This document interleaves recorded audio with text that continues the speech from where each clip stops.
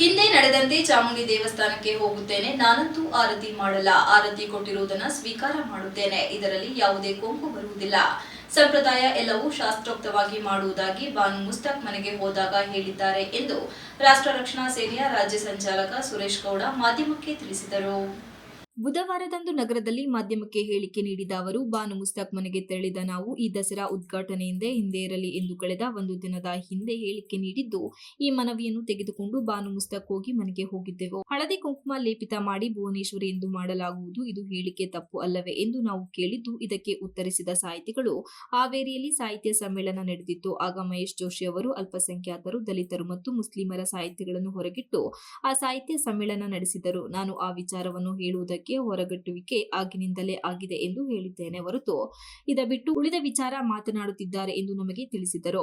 ದಸರಾ ಉದ್ಘಾಟನೆಗೆ ಇಷ್ಟೊಂದು ಪರ ವಿರೋಧ ಚರ್ಚೆ ನಡೆಯುತ್ತಿರುವ ಬಗ್ಗೆ ನೀವು ಉದ್ಘಾಟನೆ ಮಾಡುವ ಬದಲು ನೀವು ತ್ಯಾಗಿಯಾಗಿ ಇನ್ನಷ್ಟು ಗೌರವ ನಿಮಗೆ ಸಿಗುತ್ತದೆ ಎಂದು ನಾವು ಹೇಳಿದ್ದಕ್ಕೆ ಬಾನು ಮುಸ್ತಕ್ ಅವರು, ನಿಮ್ಮ ಮನವಿ ಸರಿಯಾಗಿದೆ. ಆದರೆ ನಾನು ಏನಾದರೂ ಈಗ ಹೊರಗೆ ಉಳಿದರೆ ಮುಂದೆ ಈ ವಿಚಾರಗಳು ನಡೆದಾಗ ನನ್ನನ್ನು ಆಧಾರವಾಗಿಟ್ಟುಕೊಂಡು ಮುಂದೆ ನೀವು ಹೊರಗೆ ಉಳಿಯಿರಿ ಎಂದು ಇದೇ ರೀತಿ ಮಾಡುತ್ತಾರೆ. ಯಾವುದಾದರೂ ವಿಚಾರವಾಗಿ ನಾವು ಹೊರಗೆ ಉಳಿಯಬೇಕಾಗುತ್ತದೆ. ಆದ್ದರಿಂದಾಗಿ ನಾನು ದಸರಾ ಉದ್ಘಾಟಿಸುತ್ತೇನೆ. ಹಿಂದೆ ನಡೆದಂತೆ ಚಾಮುಂಡೇಶ್ವರಿ ದೇವಸ್ಥಾನಕ್ಕೆ ಹೋಗುತ್ತೇನೆ.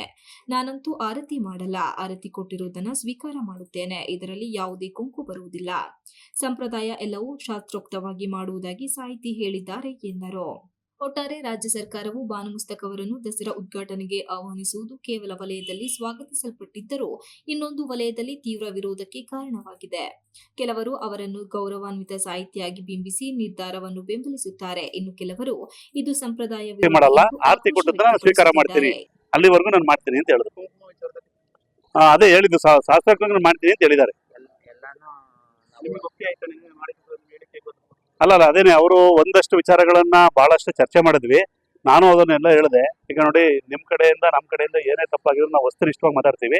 ನಮ್ಗೆ ವಿಚಾರ ಬಂದಿರೋದು, ನೀವು ನಮ್ಮ ಸಂಸ್ಕೃತಿ ಸಂಪ್ರದಾಯನ ನೀವು ಒಪ್ಪಲ್ಲ ಅನ್ನೋದು ನಮ್ಮ ವಿಡಿಯೋ ನೋಡೋದ್ರಿಂದ ನಾವು ಮುಂದಕ್ಕೆ ನೀವು ನಾಳೆ ಚಾಮುಂಡೇಶ್ವರಿ ಅಂತ ಮಾಡಿದ್ದೀರಾ, ನಾನೆಲ್ಲ ಹೋಗಿ ನಿಲ್ಲಿ ಅಂತ ನೀವೇನಾದ್ರು ಕೇಳಿದ್ರೆ ನಾವೇನ್ ಮಾಡೋದು?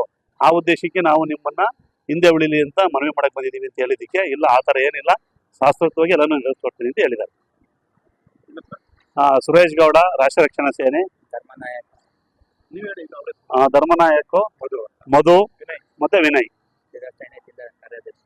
ಇದೇ ವೇಳೆ ರಾಷ್ಟ್ರ ರಕ್ಷಣಾ ಸೇನೆಯ ಧರ್ಮನಾಯಕ್, ಮಧು, ವಿನಯ್ ಇತರರು ಉಪಸ್ಥಿತರಿದ್ದರು. Srinivas, TV 46 news Kannada, Hassan.